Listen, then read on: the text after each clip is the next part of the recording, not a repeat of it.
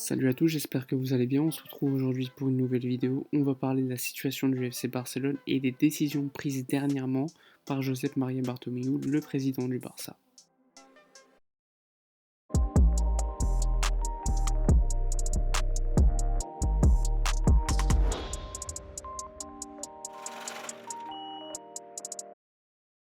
Avant de commencer, n'oubliez pas de lâcher votre petit pouce bleu.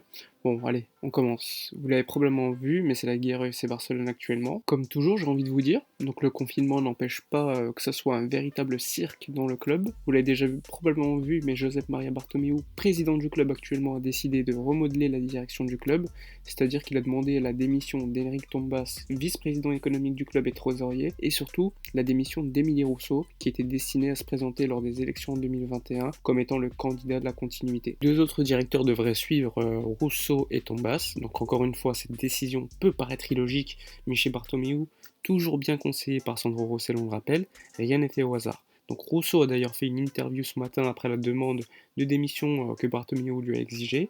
Il a répondu de manière assez intéressante, évoquant le Barça Gate et surtout une décision qui a été prise il y a quelques semaines par la direction du club. On commence par parler du Barça Gate, donc vous vous en rappelez sûrement, c'était il y a quelques semaines. La Nasser avait sorti les documents prouvant que le Barça avait payé de façon fractionnée une société pour abîmer l'image des joueurs ou de certaines personnalités du FC Barcelone, comme Xavi, Guardiola, Piqué, Messi ou encore Victor Font, candidats aux élections de 2021.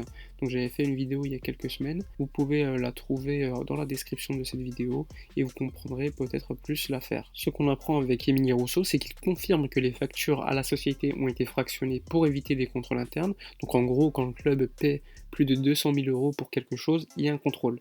Donc là, la direction a payé environ 200 000 euros, mais plusieurs fois, pour éviter ce contrôle. Et Rousseau a confirmé qu'il était bien au courant et confirme donc l'existence du contrat et le fait que la présidence et la vice-présidence étaient donc au courant. Donc Bartomeu, il y a quelques semaines, avait donc décidé de rompre le contrat en demandant la démission de l'un de ses directeurs du club, Jaume Masferrer. Donc on en avait parlé sur mon autre chaîne à l'époque, mais bon, c'était plutôt la communication de Bartomeu, puisqu'on a appris beaucoup de choses depuis, et je vais vous en parler par la suite. Donc depuis, Rousseau a confirmé que malgré le pseudo-départ annoncé par Bartomeu à la presse de Jaume Masferrer, donc qui était quand même responsable du contrat avec la société qui abîmait l'image des joueurs, il travaille toujours au club.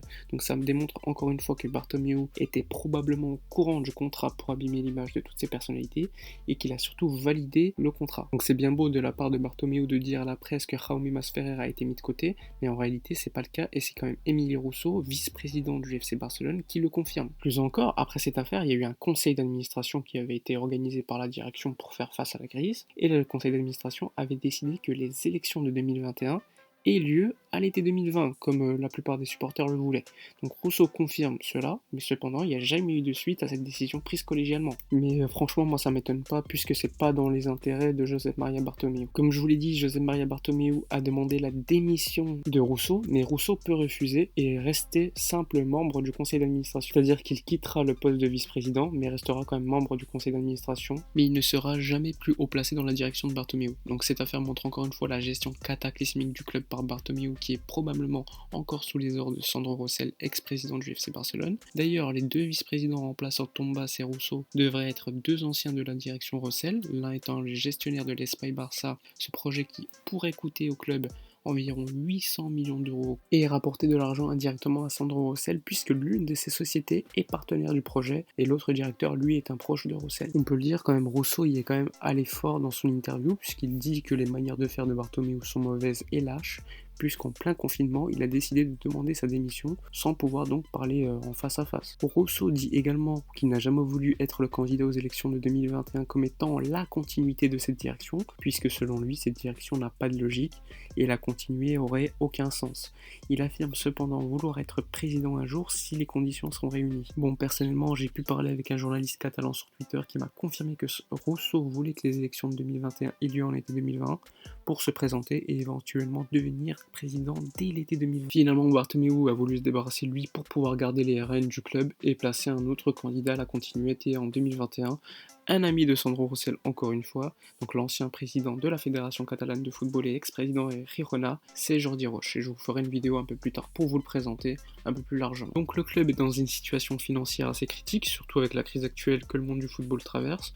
Le projet de l'Espagne Barça serait un suicide financier pour moi, pour un club qui doit encore payer certains transferts et surtout qui n'a plus de liquidité actuellement avec la pause provoquée par la crise sanitaire que nous subissons tous aujourd'hui. On ne connaît pas encore les conséquences de cette crise. Investir environ 800 millions d'euros serait quand même très dangereux pour le futur du club. En tout cas, le référendum concernant l'Espagne Barça qui pourrait coûter 800 millions d'euros au club aura lieu probablement en novembre 2020 et les sociaux voteront donc pour ou contre ce projet.